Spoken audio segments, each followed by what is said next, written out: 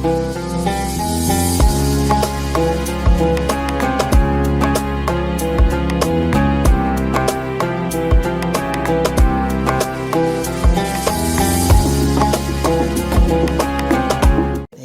ada pertanyaan dari saudara Hera. Saudara apa saudari kurang tahu. Dia mengatakan Assalamualaikum warahmatullahi wabarakatuh. Waalaikumsalam warahmatullahi wabarakatuh. Seperti apa pertanyaan? Yang izin bertanya Ustaz, yang termasuk ilmu pengetahuan kan filsafat. Nah, apakah dalam hadis ada membahas tentang filsafat? Sekian. Mohon maaf, berbicara tentang filsafat itu perlu tinjau terlebih dahulu maksud dari filsafat itu apa. Ya, mohon maaf. Maksud dari filsafat itu apa? Jika yang dimaksud dari filsafat itu sebuah ilmu atau upaya untuk mencari kebenaran, karena secara bahasa filsafat kan mengandung makna hikmah.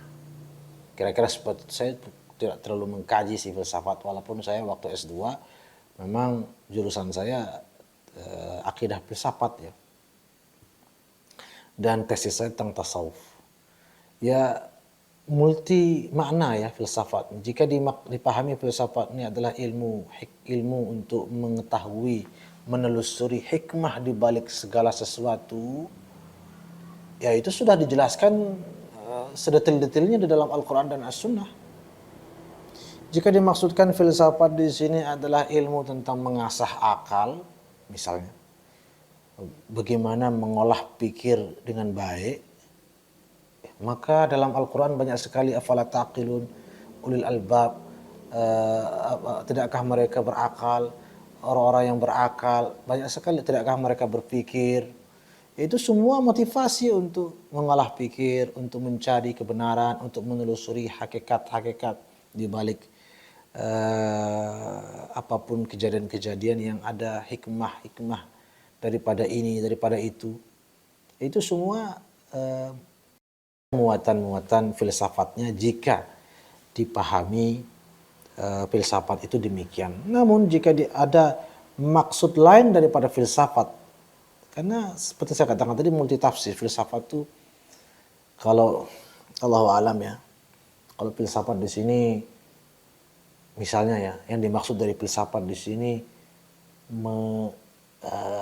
mengorek informasi tentang zat Allah, hal-hal yang melampaui batas-batas lah, mengkaji tentang kebenaran, mengkaji tentang zat Allah. Allah itu apa benar ada, mana buktinya, lalu dibuang semua agama-agama, kita mulai dari nol. Konon ya ada yang berpikir seperti itu dengan atas nama filsafat. Ya kalau itu jelas bukan hanya, itu jelas ada juga dalam Quran dan hadis, dan yang ada malah mencelanya itu semua. Karena kita harus tahu diri kita siapa. Allah Subhanahu wa taala menciptakan kita, lalu kemudian Allah menuntun kita bagaimana mengenal sifat-sifatnya. Ya sudah, kita harus tahu dirilah.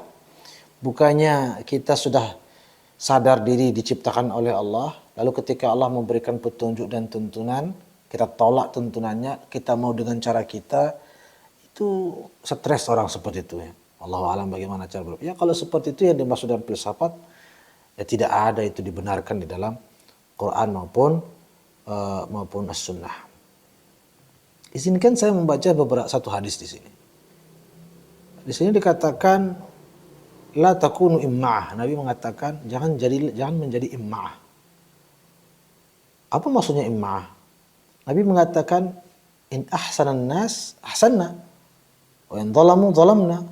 Jadi kalau orang bilang baik, kita bilang baik. Kalau orang berbuat baik, kita berbuat baik. Atau orang berbuat buruk, kita berbuat buruk. Jika filsafat ini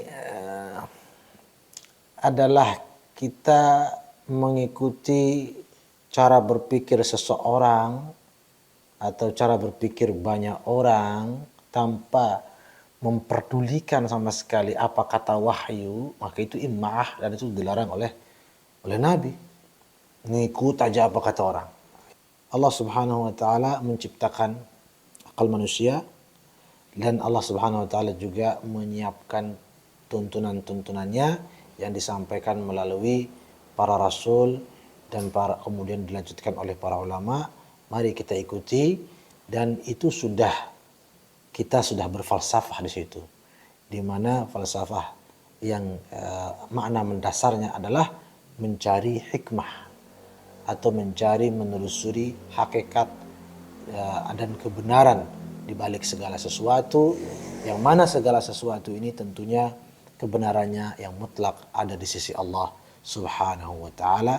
Wallahu taala a'lam bissawab.